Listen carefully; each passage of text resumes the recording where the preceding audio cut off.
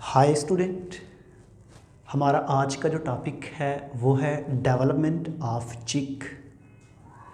कि आज हमने देखना है कि एक चूज़ा जो है वो कैसे बनता है, उसके कौन कौन से स्टेप हैं, वो किस किस प्रोसेस के ज़रिए बनता है। तो स्टूडेंट, आपको ये मैं बताऊं कि आज का जो टॉपिक है ना, इंतहाई आसान, इंतहाई सिंपल। जस्ट इसमें ये है कि थोड़ा सा मिक्स है, जिसकी वजह से अक्सर स्टूडेंट जो हैं वो कंफ्यूज हो जाते हैं। लेकिन जब आप ये लेक्चर सुनेंगे, बाद में आप अपनी बुक को रीड कीजिएगा, उसमें पॉइंट अंडरलाइन कीजिएगा, दोबारा फिर सुनिएगा। सुनने के बाद जब दोबारा आप रीड करेंगे तो आपकी एक एक चीज़ क्लियर हो जाएगी। तो मैं आपको ये चीज़ बताऊं कि सबसे पहले जब हम डेवलपमेंट ऑफ चिक की बात करते हैं तो चिक बेसिकली एक बर्ड है, ठीक है। एक परिंदा है जो फ्लाई करता है, और मोस्टली हमने जो है ये ऐसा बर्ड है जो हमारे विलेज एरियाज़, बल्कि सिटी में भी लोगों ने जो है वो घरों में रखे हुए हैं चूज़े, मुर्गियाँ, अपने अंडों के लिए, अपनी प्रोटीन कंटेंट को बेहतर करने के लिए। तो मैं आपको एक चीज़ ये बताऊं कि सबसे पहली बात ये है कि जिस तरह जितने भी वर्टिब्रेट्स हैं जिनके अंदर रीढ़ की हड्डी है, वो फ़िश है, वो एम्फीबियन है, या उसके अलावा कॉर्डेट, जितने भी कॉर्डेट होते हैं, हम कॉर्डेट की बात करते हैं, ठीक है, सॉरी, कॉर्डेट जितने भी हैं, या इसके अलावा आप बर्ड्स को देख लें, या बर्ड्स के बाद आप मैमल्स को देख लें, तो इनकी बॉडी के अंदर जो है सिंपल जो है वो डेवलपमेंट प्रोसेस सबका सेम है।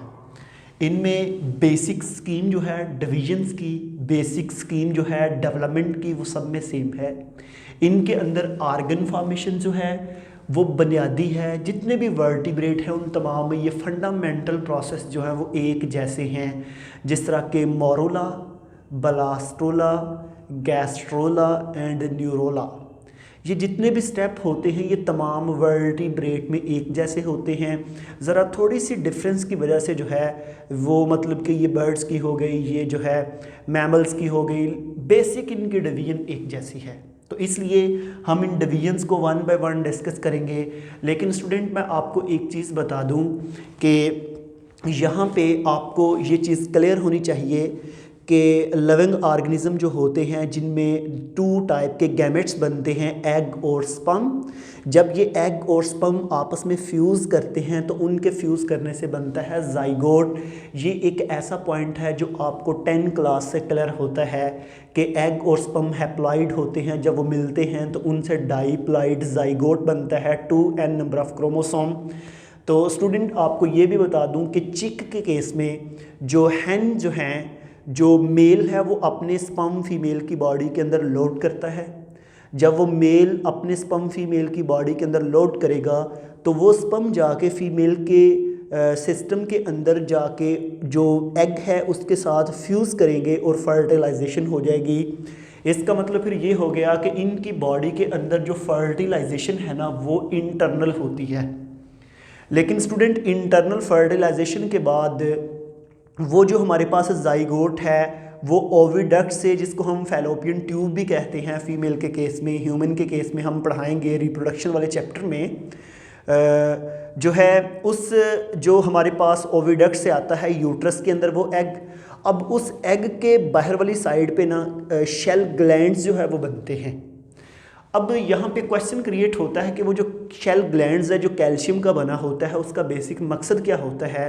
क्योंकि स्टूडेंट, वो एग ने जब ले होना होता है तो बाकी की डेवलपमेंट जो है एनिमल्स की वो एक्सटर्नल डेवलपमेंट होगी, तो बाहर कोई भी ऑर्गेनिज्म या कोई भी ऑब्जेक्ट उसको नुकसान ना दे पाए, इसलिए वो शेल ग्लैंड जो है वो बाहर बना होता है उसकी प्रोटेक्शन के लिए।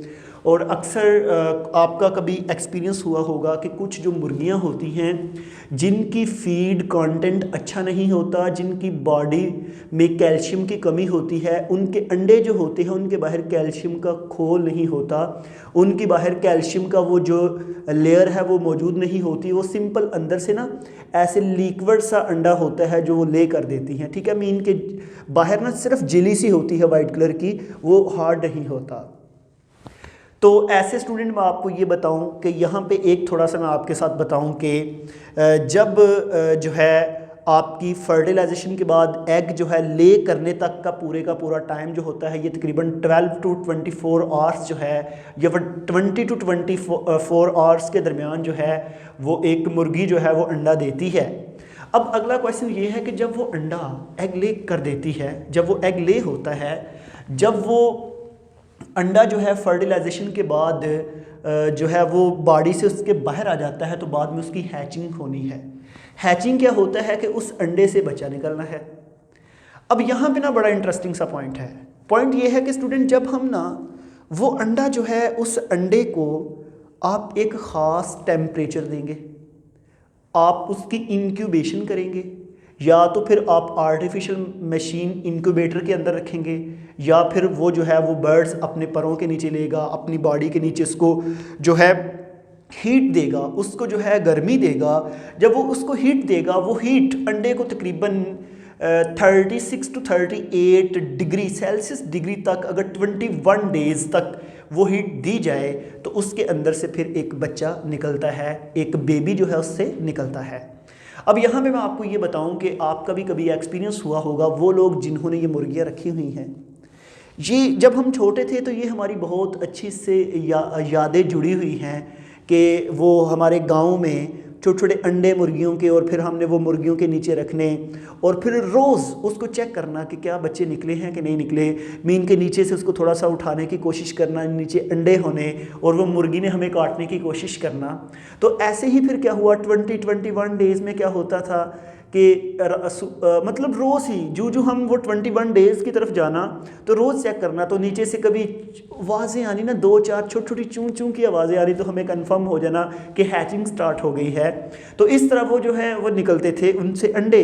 तो ये मैं आपको यहाँ पे बता रहा हूँ कि अब जो है कभी ये देखते थे और इतना सारा प्रोसेस नहीं था पता, लेकिन आज जो है वो एक एक स्टेप का पता है कि ये कैसे कैसे जो है प्रोसेस होते हैं। तो ये मेरे पास ना स्टूडेंट अगर आप इसको देखें तो लीजिए मेरे पास एग और स्पर्म के मिलने से ना, पहला तो पॉइंट आपको यहाँ पे ये क्लियर हो जाना चाहिए कि इसकी जो फर्टिलाइजेशन थी वो हो गई थी इंटरनल फर्टिलाइजेशन के बाद जब अंडे एग ले किया तो ऐसे एनिमल्स जो एग ले करते हैं उनको हम बोलते हैं ओवीपैरस, और जो बच्चे देते हैं उनको विविपैरस, और जो अंडे दे के अंडों की हैचिंग इंटरनल बॉडी में हो तो उनको कहते हैं, फिर बच्चे बाहर निकले उनको कहते हैं ओवोविविपैरस। तो ये स्टूडेंट मैंने आपको ये बता दिया है कि जो उसका यूट्रस है या उसका जो है ओविडक्ट है, वहाँ से एग ले करने तक का पूरा जो टाइम होता है वो तकरीबन 20 टू 24 आवर्स तक का होता है। ऐसे हमारे पास जब स्पर्म और एग आपस में मिलते हैं तो जाइगोट बनता है। जाइगोट के बाद वो जो है जाइगोट आ गया आपके पास यूट्रस के अंदर, और यूट्रस से उसके बाहर शेल ग्लैंड्स बने, और बनने के बाद अंडा जो है वो पूरा मैच्योर होके जब वो एग ले हो जाता है तो स्टूडेंट उस एग ले के बाद क्या होगा कि ये सबसे बाहर जो है आप ये कह सकते हैं कि इस अंडे में सबसे बाहर शेल ग्लैंड्स होता है, और शेल ग्लैंड्स के अंदर ऐसे वाइट कलर की जेली सी होती है, और उसके अंदर यहाँ पे वाइट कलर की सफ़ेदी होती है जिसको हम एल्ब्यूमिन प्रोटीन भी कहते हैं, और इसके सेंटर में एक येलो कलर का पार्ट होता है जिसको हम जर्दी या यॉक कहते हैं। स्टूडेंट हमारी जो डेवलपमेंट ऑफ चिक है ना वो इस पे डिपेंड कर रही है। अब आपको ज़रा गौर से देखना है, यहाँ से हमारी डेवलपमेंट स्टार्ट होगी। ले जी स्टूडेंट, अंडा है आपके पास और ऐसे आप खड़े होके देख रहे हैं अंडे को, ऐसे मतलब पूरे का पूरा सा उसका स्ट्रक्चर है। उसके नीचे रेड कलर की यॉक, और यॉक के ऊपर एक प्लेट है जिसको हम बोलते हैं डिस्क। समझ आ गई है? यॉक है, यॉक के ऊपर जो है वो एक पार्ट है जिसको हम कहते हैं डिस्क। अब इस डिस्क के अंदर बेसिकली डिवीजन स्टार्ट होनी है। तो आप हमेशा याद रखिएगा कि आपको पता है कि सेल की डिवीजन को हम माइटोसिस कहते हैं, जो सोमैटिक सेल्स की डिवीजन होती है, और जो जाइगोट के अंदर डिवीजन होती है उस स्पेशल किस्म की जाइगोट में प्रोटोप्लाज्म में जो डिवीजन होती है उसको हम बोलते हैं क्लीवेज। इसको ज़रा देखना है। अच्छा जी, अब ना आपको मैं ज़रा बहुत आसान से तरीके से इसको समझाता हूँ। फॉर एग्जांपल देखें मेरे पास, ज़रा आपने इसको ज़रा स्टूडेंट गौर से देखना है और मैं आपको ये समझाने की कोशिश करूँगा। अगर आपको इस पॉइंट की क्लियर समझ आ जाती है तो मेरे ख्याल में आपको जो है डेवलपमेंट ऑफ चिक की समझ आ जाएगी। देखेंगे मेरे पास ना ये यॉक है और यॉक के ऊपर ये डिस्क है, ये ओके। नीचे जर्दी है, जर्दी के ऊपर डिस्क है। होगा क्या कि इस डिस्क के अंदर डिवीजन होगी। ये स्टूडेंट जो जर्दी है ना, ये जो हमारे पास यॉक है, इस यॉक के अंदर न्यूट्रेटिव मटेरियल होता है जो कि उस बेबी ने खुराक लेनी होती है जितनी देर तक 21 डेज तक वो अंडे के अंदर रहता है। हमेशा याद रखिएगा, अंडे के अंदर जो यॉक है ना, इसके अंदर न्यूट्रेटिव मटेरियल है उस बेबी के लिए जिसने 21 डेज डेवलप करना है, जिसने अंडे के अंदर रहना है, उसके लिए ये उसका न्यूट्रेटिव मटेरियल, ये उसकी डिस्क। अब डिस्क में ना पहली डिवीजन भी वर्टिकल होगी। आपको पता है कि वर्टिकल डिवीजन, पहली डिवीजन वर्टिकल, ठीक है। पहली डिवीजन वर्टिकल के बाद दूसरी डिवीजन भी वर्टिकल होगी। आप अपनी बुक में जब क्लीवेज का टॉपिक पढ़ेंगे उसमें आप देखेंगे कि मेरे पास ये जो यॉक है, यॉक के ऊपर जो डिस्क है, इसमें पहली डिवीजन भी वर्टिकल, दूसरी डिवीजन भी वर्टिकल। मीन के पहली भी वर्टिकल होगी और दूसरी भी क्या है, वर्टिकल। और दूसरी के बाद जो तीसरी जो डिवीजन होगी स्टूडेंट, ये होगी हॉरिजेंटल। और हॉरिजेंटल इस तरह जो है, ये इसकी डिवीजन होगी हॉरिजेंटल। और मुझे ज़रा ये डिवीजन कर लेने दें। देखिए जी, मेरे पास इस वक्त टोटल 8 सेल इसके अंदर बन चुके हैं। टोटल कितने सेल हैं? 8। और ये सारे के सारे यॉक के ऊपर मौजूद हैं। डिवीजन कहाँ पे हुई है? यॉक के ऊपर। किसके अंदर? डिस्क के अंदर। और इस रीजन को हम एनिमल पोल भी कहते हैं। इसके अंदर स्टूडेंट क्या होगा कि हमारे पास, क्योंकि क्लीवेज डिस्क के अंदर हो रही है इसलिए इसको हम डिस्क्वाइडल क्लीवेज कहते हैं। और पहली 2 डिवीजन वर्टिकल होंगी और तीसरी जो डिवीजन है हमारे पास हॉरिजॉन्टल होगी। और आपको ये क्लियर हो जाना चाहिए कि हमारे पास ये जो डिवीजन है ये कहाँ पे हो रही हैं और कैसे कैसे हो रही हैं। लें जी, अब स्टूडेंट पहले मैंने आपको प्रैक्टिकली दिखा दी कि हमारे पास डिवीजन, पहली जो है वर्टिकल डिवीजन हुई है, दूसरी भी वर्टिकल हुई है। पहली और दूसरी वर्टिकल के बाद तीसरी जो है हॉरिजॉन्टल, जिसको मैं ऐसे ऑब्लिक तिरछी करके शो किया है। और उसके बाद फिर बेशुमार डिवीजन होती हैं और हमारे पास बेशुमार यहाँ पे सेल्स बन जाते हैं। लेकिन आपको ये क्लियर होना चाहिए कि ये डिवीजन हुई किसके अंदर थी। ये आपकी यॉक के अंदर भी नहीं हुई और आपकी एल्ब्यूमिन प्रोटीन के में भी नहीं हुई, बल्कि अपनी यॉक के ऊपर एक डिस्क थी जिसमें न्यूक्लियस था। उस न्यूक्लियस के अंदर ये डिवीजन हुई है। उसको हम क्लीवेज को कौन सी क्लीवेज बोलते हैं? डिस्क्वाइडल क्लीवेज। ओके, लें जी स्टूडेंट, अब एक चीज़ है, यॉक के ऊपर जो डिस्क थी, जब इसमें डिवीजन होगी ना, काफ़ी कम्पैक्ट स्ट्रक्चर बन गया, काफ़ी सेल्स बन गए। तो जब हमने उसको माइक्रोस्कोप में अच्छे से देखना की कोशिश की तो क्या हुआ कि हमारे पास जो साइडों पे पेरिफेरल सेल थे ना, ये इलांगेटेड थे और सेंटर वाले जो सेल थे वो सर्कुलर और राउंड शेप थे और स्मॉल थे। नीचे ये मुझे ये बताएं कि ये रेड कलर की क्या चीज़ है? यॉक है। और यॉक के ऊपर वो डिस्क है। इस डिस्क के अंदर डिवीजन हुई है। डिवीजन में जो पेरिफेरल सेल्स हैं इनका साइज स्टूडेंट बड़ा है, जो सेंटर में सेल्स होते हैं वो सर्कुलर हैं और स्मॉल साइज के हैं। ओके, अब स्टूडेंट यहाँ पे ना एक और बड़ी जो है बच्चों को कंफ्यूजन होती है, वो क्या है? इसको ज़रा गौर से सुनना है। अगर आपको इस पॉइंट की समझ आ गई है ना तो मेरे लिए जो है नेक्स्ट स्टूडेंट समझाना जो है वो बहुत ही आसान हो जाएगा। सबसे पहले ये मेरे पास नीचे वाला पार्ट क्या था? यॉक। यॉक के ऊपर जो ऊपर वाला पार्ट था स्टूडेंट, ये हमारे पास डिस्क थी। इसमें पहली डिवीजन भी कौन सी हुई थी? वर्टिकल। दूसरी भी कौन सी हुई थी? वर्टिकल। तीसरी कौन सी हुई थी? हॉरिजॉन्टल। और इसके बाद जो है ये हम ऊपर से देख रहे थे, वर्टिकल, वर्टिकल, हॉरिजॉन्टल, फिर सॉन, वर्टिकल, हॉरिजॉन्टल, वर्टिकल। मीन के यहाँ पे काफ़ी ग्रुप ऑफ सेल्स बन गया। अब ग्रुप ऑफ सेल्स बन गया तो मैंने आपको हर लम्हे इस तरह दिखाया था। मीन के पीछे यॉक है, उसके ऊपर डिस्क है, पीछे यॉक है, उसके ऊपर डिस्क है, पीछे यॉक है, उसके ऊपर डिस्क है। लेकिन अब मेरे पास क्या हुआ है कि अब डिस्क्वाइडल क्लीवेज के बाद ये जो डायग्राम है ये मैं आपको कैसे दिखा रहा हूँ? ये ऐसे दिखा रहा हूँ। ये देखिएगा स्टूडेंट, ज़रा इसको ज़रा गौर से सुनिएगा। अब मैं ये जो डायग्राम है आपको इस तरह दिखा रहा हूँ। ये देखें, जो सेंटर से काट के, ठीक है। आपने इसको जरा गौर से सुनना है इस पॉइंट को कि देखें भाई, मेरे पास ये नीचे यॉक है और यहाँ पे ऊपर सेल्स की डबल लेयर है, एक ये लेयर है और एक ये लेयर है। और इसकी शेप असल में क्या है, यहाँ पे छोटे छोटे सेल्स होते हैं डबल लेयर में, और इसकी शेप होती है मलबरी की तरह की। मलबरी क्या होता है, शहतूत की गुल आपने देखी होगी, वो जो मलबरी की तरह की, इसी वजह से स्टूडेंट हम इसको क्या बोलते हैं, मोरोला। ओके, तो हमारे पास ये चीज़ आपने ज़रा गौर से सुननी है। आपको इस चीज़ के बारे में बिल्कुल क्लियर होना चाहिए कि हमारे पास ये स्ट्रक्चर कौन सा दिखाया था, ये कौन सा दिखाया था, ये कौन सा दिखाया है, और यहाँ से फिर इस डायग्राम में स्ट्रक्चर किस तरह का दिखाया गया है। अब स्टूडेंट आपने क्या देखना है कि जब भी आप मोरोला को देखेंगे ना, मोरोला में हमारे पास क्या होता है, डबल सेल्स की लेयर होती है। और मोरोला जो है, मोरोला क्या था, पहले फॉर एग्जांपल ये यॉक थी, ये मतलब रेड कलर की यॉक थी, और ये जो ग्रीन कलर के सेल्स हैं ये पहले यॉक के साथ अटैच थे, बाद में थोड़े से ये यॉक से हट के ऊपर चले गए हैं, और सेंटर में ये जो हमारे पास स्पेस क्रिएट हो चुकी है, इस स्पेस को हम बोलते हैं blastocoel.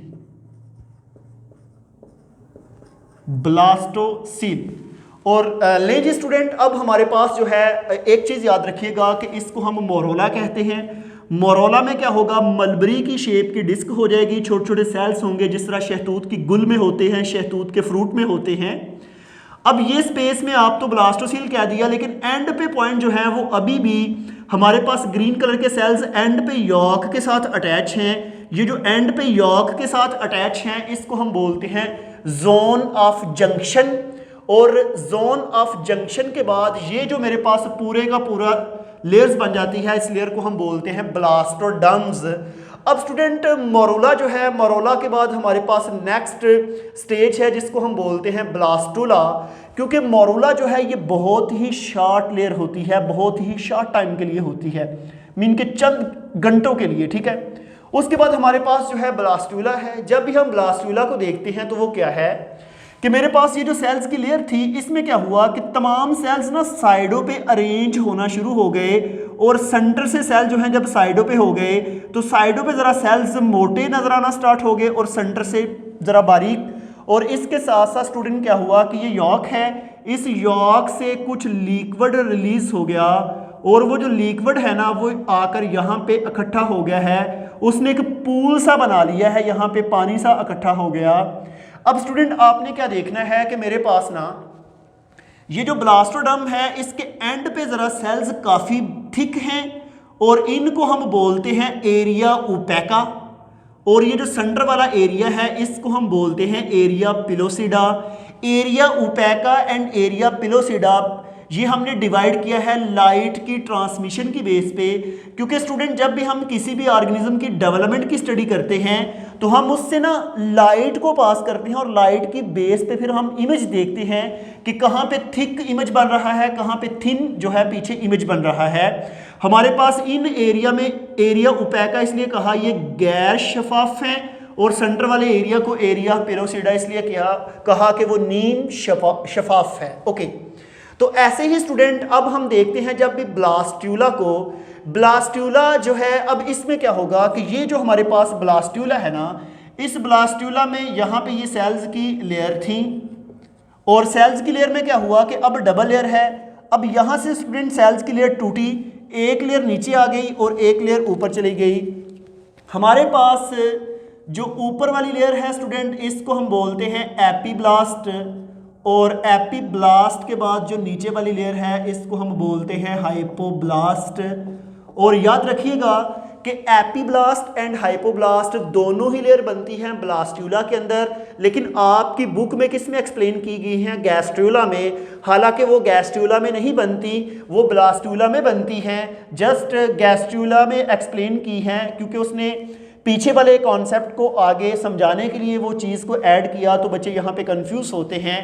Epiblast, hypoblast, area opaca, area pellucida, zone of junction, इन तमाम चीज़ों के बारे में आपको क्लियर होना चाहिए। और याद रखिएगा कि जो एपीब्लास्ट है ना उससे बनती है एक्टोडर्म और मेसोडर्म, हाइपोब्लास्ट से बनेगी जो है एंडोडर्म। जब भी एक्टोडर्म, मेसोडर्म और हमारे पास एंडोडर्म तीनों लेयर बनती हैं तो कौन सी स्टेज स्टार्ट हो जाती है, गैस्ट्रुला। गैस्ट्रूला वर्ड गैस्ट्रुलेशन, और गैस्ट्रुलेशन में होता ही ये है कि हमारे पास तीनों लेयर जो हैं जर्म्स लेयर, एक्टोडर्म, मीजो और एंडो तीनों ही बन जाएं, उसको हम बोलते हैं गैस्ट्रूला। और स्टूडेंट याद रखिएगा कि मैंने आपको ब्लास्ट्यूला तक पढ़ा दिया है, बल्कि ये जो epiblast, hypoblast, area opaca, area pellucida, ये सारे के सारे पॉइंट आपकी बुक में गैस्ट्रूला में एक्सप्लेन किए गए हैं। तो नेक्स्ट पेज तक जो है आप नोटोकार्ड तक आप ये सारे लेक्चर को सुनिएगा। हम नेक्स्ट जो है नोटोकार्ड फॉर्मेशन और उसके बाद जो नेक्स्ट जितने भी स्टेप आएंगे उनको एक्सप्लेन करेंगे।